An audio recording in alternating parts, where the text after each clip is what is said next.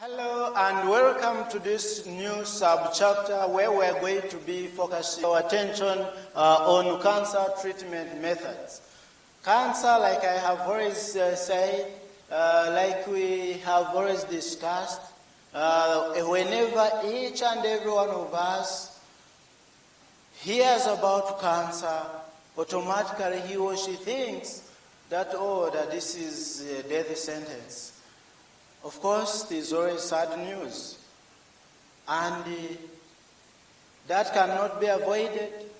It becomes, of course, a normal reaction to an abnormal situation. Whenever we get sad news, of course, all of us, depending on the way we handle our stresses, depending on the methods that we use to cope up, when you don't react negatively, when you don't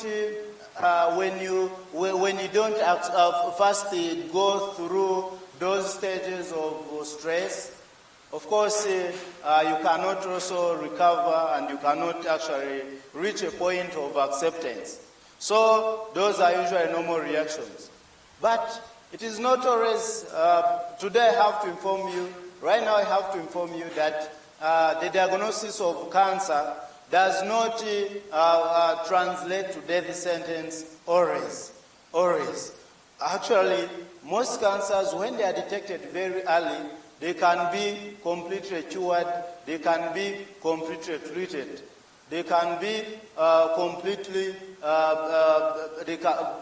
they can be completely eliminated from our bodies. But in most cases, the challenges usually come about when the diagnosis or the diagnoses are made, when it is too late, or sometimes we might see suspicious lesions on our bodies, and we are not even worried. We keep on seeing them, we scratch them, we see them increasing in size, and we think that maybe they are going to resolve on their own. We will remain there in our homes, we remain doing our usual work, because maybe the region matters is swollen, maybe it is not painless, maybe it is not painful. Because it is painless, that's why we decide to keep on doing our usual activities until it is too late. So, my dear colleagues, whenever there is maybe an abnormal lesion on the body or an abnormal swelling, it is always better and much better to always seek for health care guidance, so that in case there is maybe such a diagnosis, in case there is such a disease, you are able to be helped at an early stage. Otherwise, it is not always a death sentence that whenever there is cancer, I'm going to die, he is going to die, she is going to die. No, it's not always like that. But of course, with time actually, I believe, and I'm very optimistic that with time, the moment we keep on doing aggressive researches like we do these days, in the next maybe 50 or in the next 5 decades or 6 decades, cancer will still no longer be a very, very big problem. So let us start our discussion. So the common method of cancer, the common methods we have here, we have chemotherapy,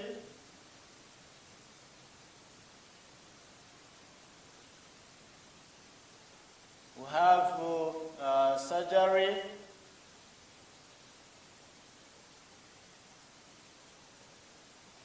we have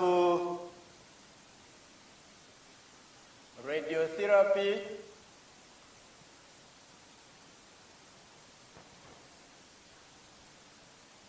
we have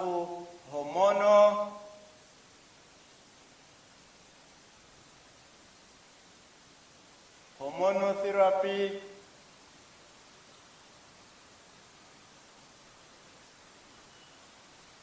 we have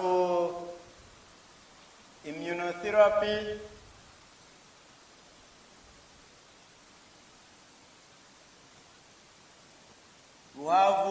targeted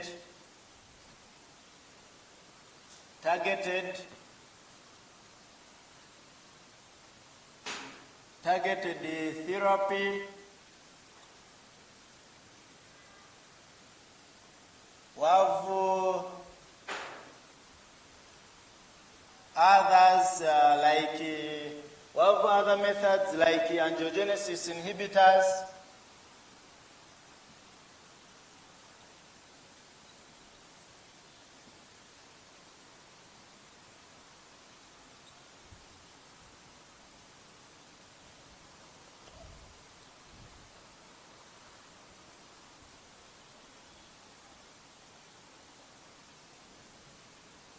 We have others like cryotherapy.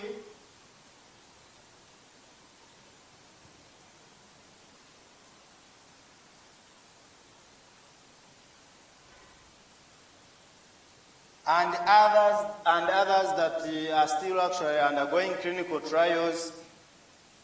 And examples we have, they are called cyclin dependent kinase inhibitors.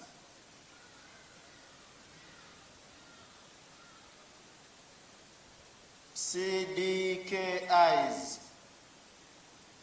cyclin-dependent kinase inhibitors.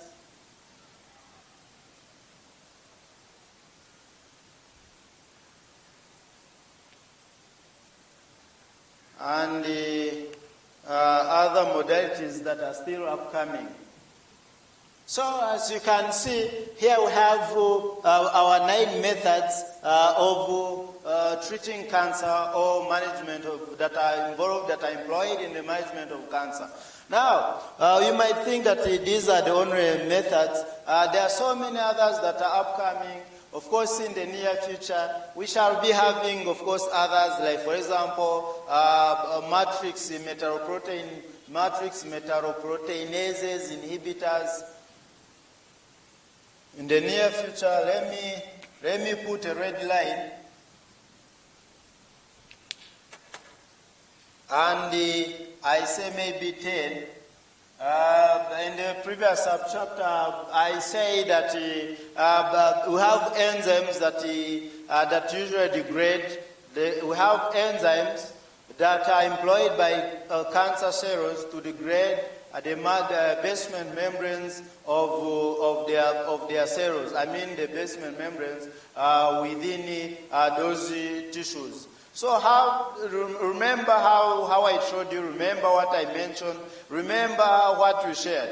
I said that the cancer cells, the moment they start metastasizing, the moment they start migrating and invading the adjacent, the neighboring tissues and organs, the moment they start actually invading distant organs, they employ some enzymes to degrade or to destroy their boundaries, and those boundaries, I call them basement membranes. So I say that those basement membranes are degraded using tools, and in this case, the tools that I'm talking about are the enzymes called the matrix metalloproteinases or the metalloproteinases. And the examples of enzymes that fall within the MPs, actually these are metal. When you see metal, refers to metals. Metal, it means these enzymes, these groups of matrix metalloproteinases, they use enzymes that depend on metal or cofactors. And in most cases, the cofactor that is used in these enzymes that they use is zinc. They are zinc. Most of these enzymes are zinc dependent. As a cofactor, they depend on zinc as a cofactor to achieve their function. So within this family of MMPs, or matrix metalloproteinases, we have the enzymes which you already know, and an example I remember giving you, the serine proteases. The serine proteases. And the subfamily, remember here, the subfamily, we have the urokinase. Urokinase. So when we mention matrix metalloproteinases or MMPs, we are referring to serine proteases, and examples within this family and the subfamily, we have the urokinase. These MMPs rely on the use metal cofactors, and the metal cofactor that is commonly used by them is zinc. So, and you know that zinc is a metal. Hence, matrix metalloproteinases. Matrix, when I say the basement membranes are made up. They are made up of various types of body tissues, including the collagen, including areolar tissue, all those. So when you mention the collagen, the areolar tissue, the tissue matrix, you are referring indeed to this matrix. So when you hear matrix, matrix metalloproteinases, because the matrix is made up of the proteins as well. So hence, these enzymes take the name of what they attack. They attack the matrix. Proteinase. When you say a proteinase or a protease, it means you are referring to an enzyme which degrades proteins, which degrades a protein. So hence, proteinase or proteases. I hope we are together. So metalloproteinases, metal from the metal. So they use metal cofactors, and they are proteinases in nature. They break down the proteins in the form of the matrix arranged that is made from collagen and other types of body tissues that we saw previously. So back to our cancer treatment methods and modalities, let us begin with our number one. So what does the chemotherapy mean? So chemotherapy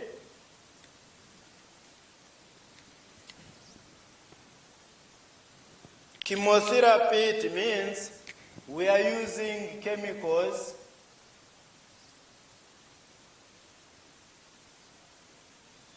for example, such as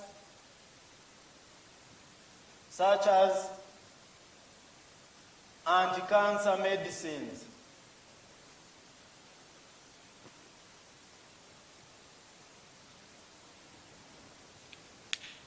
So when you say chemotherapy, chemo means, of course, comes from the chemicals, the word chemical. So then therapy, the act of treatment, the act of management and treatment. So whenever, of course, now here, this takes us back to the introduction to pharmacology. Chemotherapy, we are using chemicals to treat a disease or to manage a disease. Chemotherapy. When we say psychotherapy,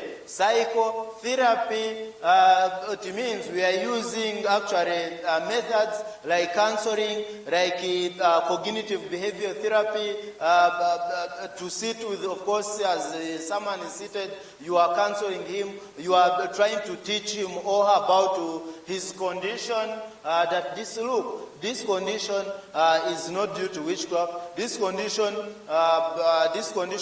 is not infectious. Therefore, there's no need to worry. This condition can be treated. It is treated actually. So that is the act of counseling someone. The act of making his or her mind to stabilize and to accept the reality is what we call psychotherapy. Psych from this word psych, the mind. So you are, it is mind therapy. Psych, the mind, psychotherapy. So you are treating the mind. Before, of course, when you are managing any patient, when you are treating any patient, you must first stabilize his or her mind. We begin with the psychotherapy. So here we have chemotherapy, psychotherapy, radiotherapy, surgical therapy. So now, back to our chemotherapy. So we are using chemicals such as anti-cancer medicines to treat a disease. Examples of the anti-cancer medicines that we are talking about, examples of those anti-cancers, for now we can share freely. Let me create some space.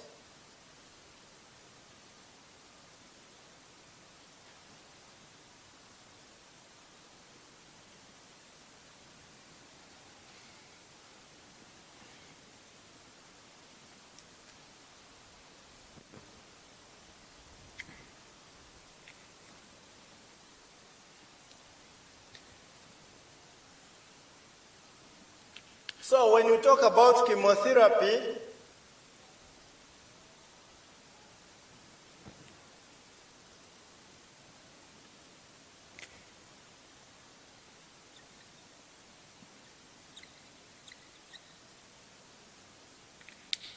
here we are going to find ourselves using medicines which are referred to as anti-cancer drugs. And the phases, the specialist, the medical specialist, the doctor who manages the patients with the cancer or who manages cancer cases, while he or she is using anti-cancer medicines mainly as his or her super specialty, it means that one is a medical oncologist. That doctor is a medical oncologist. That one is a medical oncologist because he or she is not invading the body. Then, when that doctor is a surgeon and uses surgical methods or surgical therapy to invade the body by cutting and removing the cancer cells and the tumor cells in general, it means that one is that doctor is a surgical oncologist. Then when that doctor who is using radiotherapy, irradiation beams to target the cancer cells, to kill them, to make the tumor to shrink, it means that one is that doctor is a radiation oncologist. But it doesn't mean that their training is different. The basic training is the same. 5 years, 6 years, 7 years, depending on the nation, depending on the system of training. They all have the basic training, but when the time comes and we all keep on diverging, differentiating, super specializing, like that, doesn't mean that they are totally different. They all understand each other in as far as the management of the patients are concerned. They all work together as a team. They don't work actually separately, that you are going to travel to this place. No, they are usually under one unit, under one housing, of course in the cancer institutes. So, or the cancer hospitals. Now, under chemotherapy, we are going to, of course, you will be hearing drugs like, this is pharmacology anyway, but I want to let you know that cancer, that under chemotherapy, even cancer and cancers are also grouped in various categories. You will be hearing drugs like, in the families of what we call serocycle, specific, and cancers. You'll be hearing non-serocycle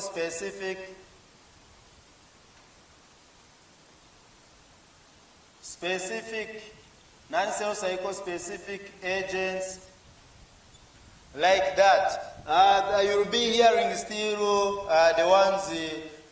Still, when I further subdivide them, you'll be hearing them drugs like antimetabolites, like that. So, serocycle specific anti-cancers, it means those are drugs which inhibit the cells, the cancer cells that are actively replicating. So it means they are cell cycle specific. It means they target some phases of the cell cycle. That's why they are given the name of the cell cycle specific and cancer drugs. Then you have also non-cell cycle specific anti-cancers. Then the antimetabolites. So you will see that they belong to such families. So altogether, whether you are talking about all these subfamilies or subclasses of the chemotherapeutic agents, you are all generally describing the chemotherapy. So examples of such drugs. We have so many. Examples of such drugs, we have the methotrexate. We have drugs like cyclophosphamide.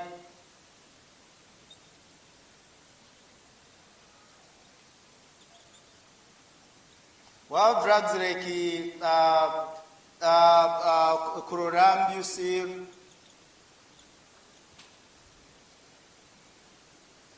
we have so many. Doxorubicin, daunorubicin,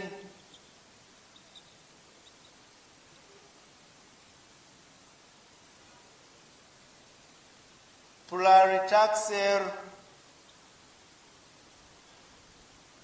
This one, pleritaxel, cisplatin,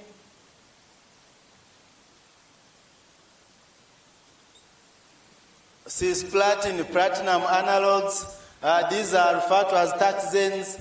Others are chelating agents. Others are metabolites. Like that. It is interesting. So this is just the tip of an iceberg. This is just a sample of the anti-cancer drugs that fall in the class of chemotherapy. So how do they kill cancer cells?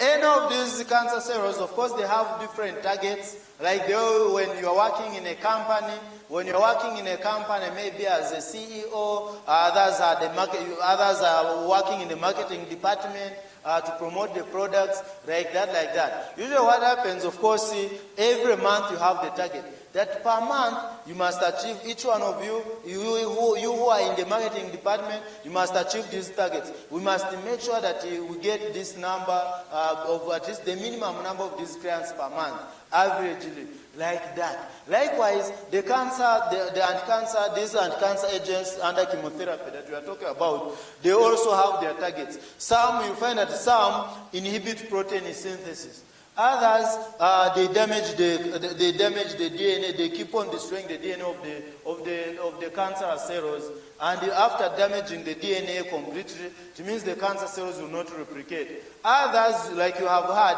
they target the cell cycle. They target some phases of the cell cycle, so that in case the cancer cell has reached that phase of the cell cycle, it remains arrested there.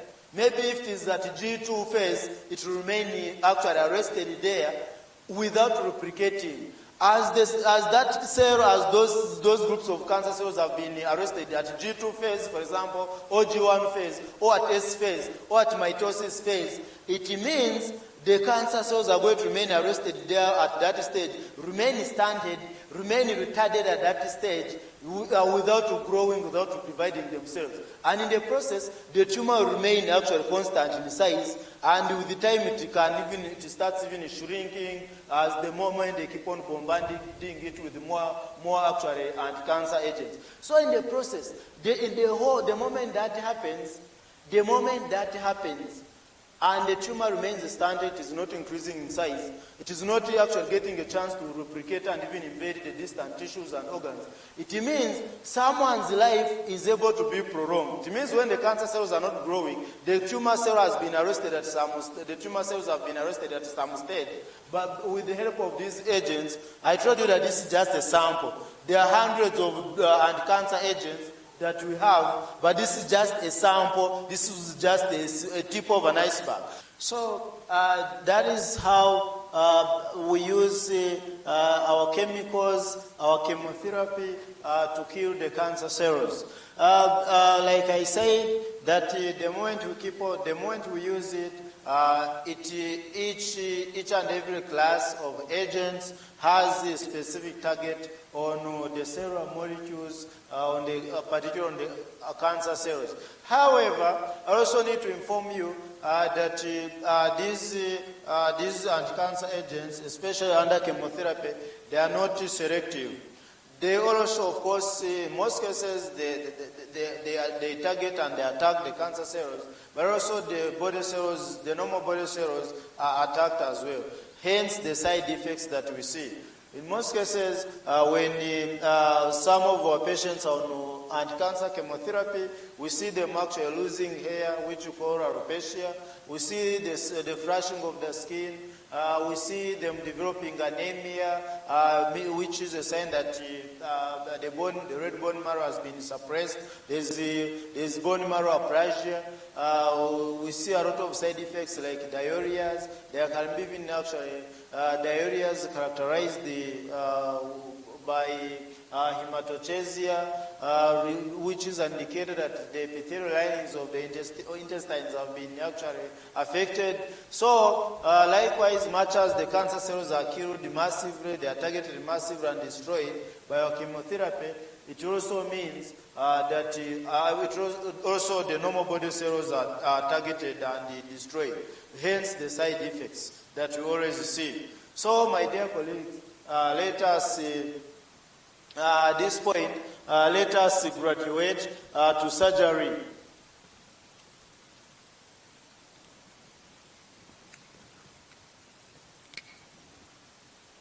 Let us graduate to surgery. Surgery involves the surgical removal. This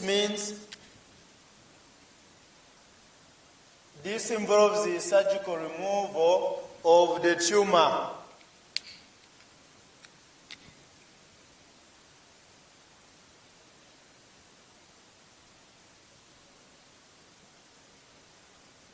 So it involves the surgical removal of the tumor. It means the patient with the cancer undergoes an operation whereby the tumor is resected and thrown away. Of course, surgery alone is not enough. I forgot also to inform you that chemotherapy alone is not enough. In most cases, actually, we end up combining, depending on the type of cancer that we are managing, we end up combining chemotherapy, surgery, radiotherapy, and other actual treatment modalities like hormonal immunotherapy as well. So here the surgeon, the surgical oncologist, goes in and does an operation and removes the tumor. Then eventually, to also maybe keep on harassing and eliminating the residues of the tumor, the remnants, we find ourselves also using chemotherapy. After the surgery, after tumor resection, after tumor removal, you find that the patient is still undergoing chemotherapy and radiotherapy together. So by doing that, by using combined therapies, we end up actually prolonging the life and even curing or treating completely mostly actually several tumors. So surgery, we know it. Then when we say radiotherapy,